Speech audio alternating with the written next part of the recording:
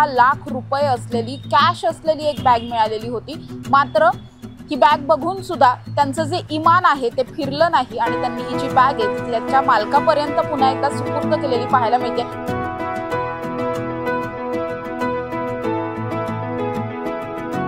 खरं तर एवढा पैसा होता त्या सगळ्यामध्ये, असं वाटलं नाही की थोडेसे पैसे आपण काहीच नाही नकोच मला।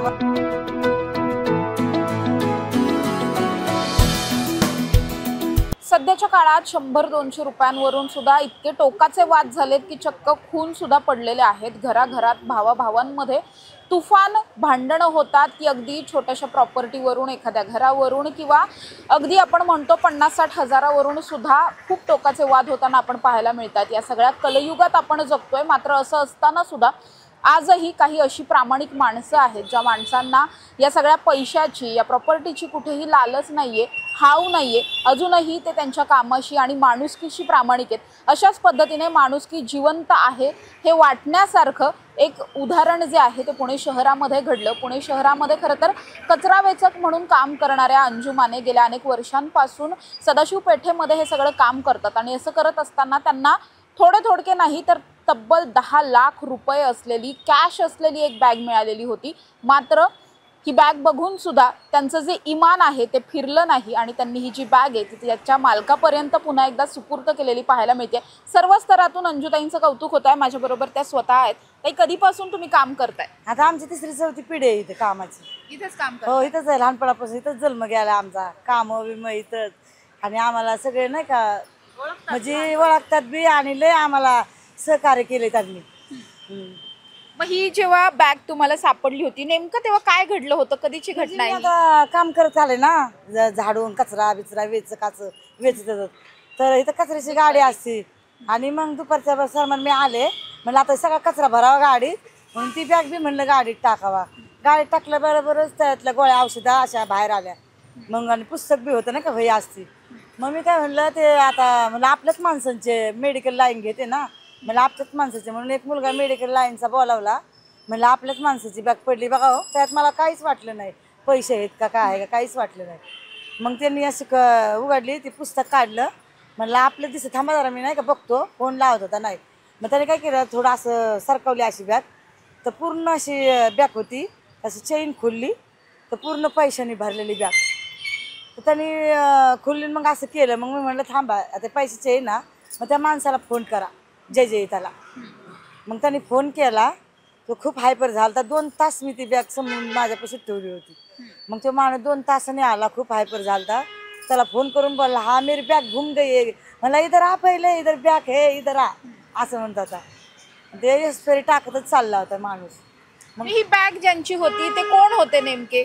आता ते या डिलिव्हरी कामदार करणारे माणसं, आता पैसे घेऊन चालला असं ना की द्यायला माणसांनाच, असं नोकरला काय कामदारांना। मग ते बघितल्या बरोबरच ते म्हणलं, मग मी म्हणलं ठेवा, मी जे आहे ना त्यालाच देणार, आधार कार्ड पॅन कार्ड त्याचं बघणार, त्याचा फोटो काढणार, मग ही बॅग हवेल करणार, म्हणून मी अशी बॅगच जवळ ठेवली होती।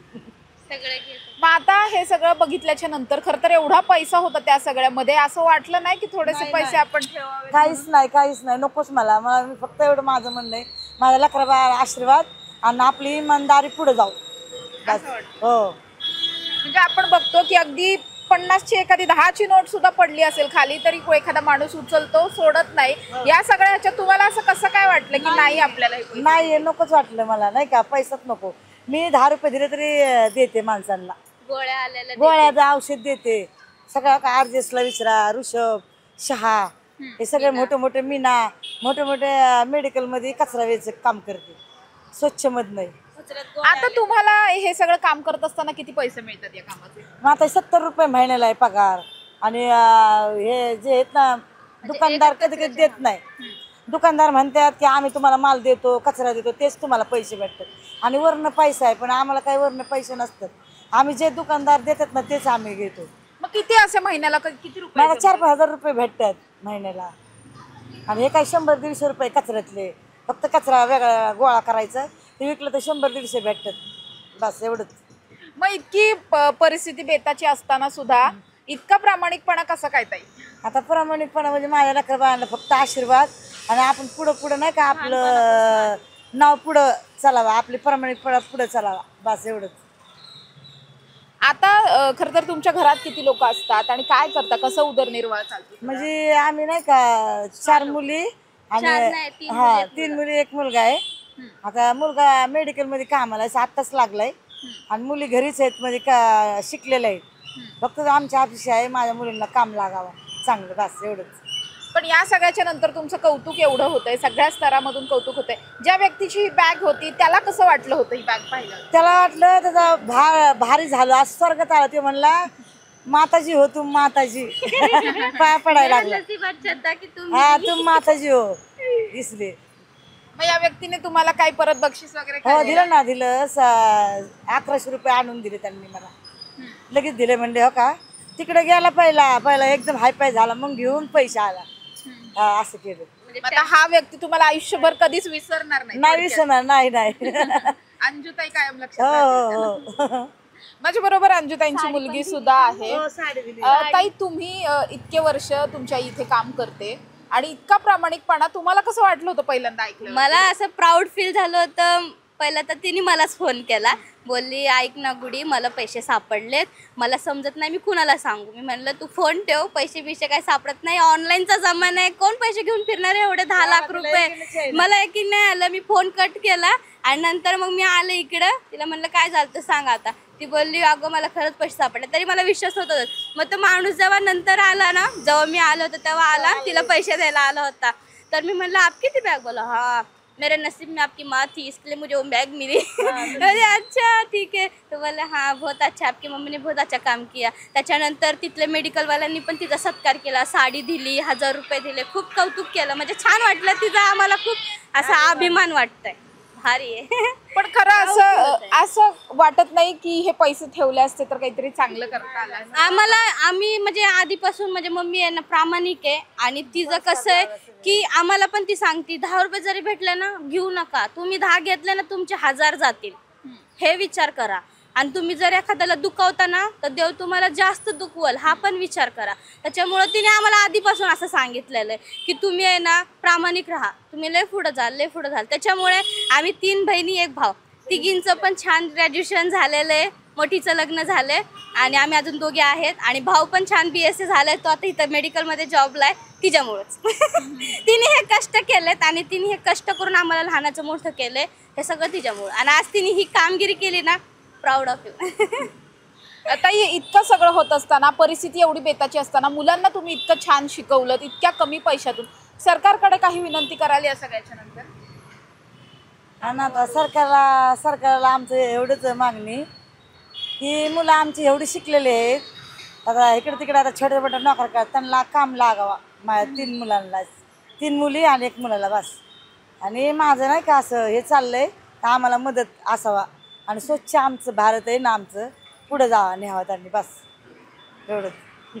आता या सगळ्याच्या नंतर खरं तर तुमचं इतकं कौतुक होतंय, मात्र तरी सुद्धा हा जो प्रामाणिकपणा आहे तुमच्यात पाहायला मिळाला, मात्र अनेकांमध्ये हा पाहायला मिळत नाही. आपण बघतो की चालता चालता मोबाईल चोरीला जातात, पाकिट चोरीला जातं, इतकं सगळं असताना तुम्ही काय सांगाल अशा सगळ्या लोकांना? त्या लोकांना सांगणं एवढंच आहे की कष्ट करा, आपल्याला देवाने 2 हात दिल्यात, त्याचा उपयोग करा.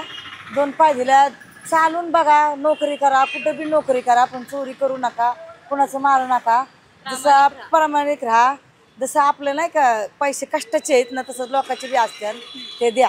फक्त एवढं म्हणजे आपल्या कष्टासारखे प्रत्येकाने ज्याचे त्याचे नीती मत ठेवायची चांगली, बस. हा. बस. ताई, तुमचं शिक्षण किती झालंय? माझं शिक्षण आहे ना काहीच नाही झालं. मुलं काय टाकलं होतं आम्हाला वडिलांनी, पण आम्ही गेलो नाही. फक्त मुलीलाही शिकवलं मी, माझी इच्छा होती. खूप शिकवलं. हो.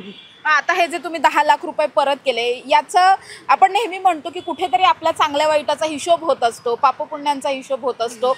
काय वाटतं, हे इतकं जे तुम्ही आज पुण्य कमवलंय, कुठे हे सगळं तुम्हाला परत मिळेल, रिटर्न्स मिळतील याचे? आता रिटर्न मध्ये ह्या कष्टामध्येच मिळतील. माझी मुलं मोठी जाताना कामधंद्याला, तेच माझं रिटर्न कष्ट आणि तेच फळ मला, बस एवढंच. नक्कीच माझ्याबरोबर अंजुताई होत्या. अंजुताईंचं सर्व स्तरातून कौतुक होताना आपल्याला पाहायला मिळतंय. दिवसभर या सगळ्या कचरा वेचत असताना, या सगळ्या कामामधून त्यांनी मुलं लहानाची मोठी केली आहेत, लहानपणापासून कचरा वेचतायत. मात्र तरीसुद्धा ही इतकी मोठी बॅग बघून त्यांचं इमान डोललं नाही आणि या सगळ्यानंतर आता त्यांनी जी काही कामगिरी केली आहे त्यामुळे माणुसकी जिवंत आहे, प्रामाणिकपणा अजूनही जिवंत आहे. अशी फार कमी लोक जगात राहिली आहेत, मात्र अशी लोक जगात असणं किती गरजेचं आहे हे आज अंजुताईंनी दाखवून दिलं. कॅमेरा पर्सन पियुषसह समृद्धी जाधव, टॉप न्यूज मराठी, पुणे. आता जोकासू STP या अत्याधुनिक जॅपनीज तंत्रज्ञानाने सुसज्ज, quick installation, energy efficient, noiseless blowers, low maintenance या आणि अशा वैशिष्ट्यांनी परिपूर्ण जोकासू STP तंत्रज्ञान प्रकल्प उभारणीपासून ते विक्री पश्चात समाधानकारक सेवा देणारी, भारताबरोबरच परदेशात देखील प्रकल्पांची यशस्वी उभारणी करणारी company Deccan water treatment private limited.